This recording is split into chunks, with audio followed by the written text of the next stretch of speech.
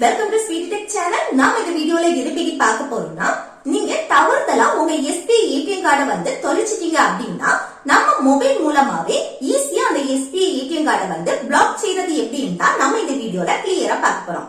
Okay friends, நம்ம சேனலை first time பாக்குறீங்கன்னா சப்ஸ்கிரைப் பண்ணி கூடவே இருக்க பெல் ஐகானை கிளிக் செய்வீங்க. ஓகே, வீடியோக்குள்ள போகலாம்.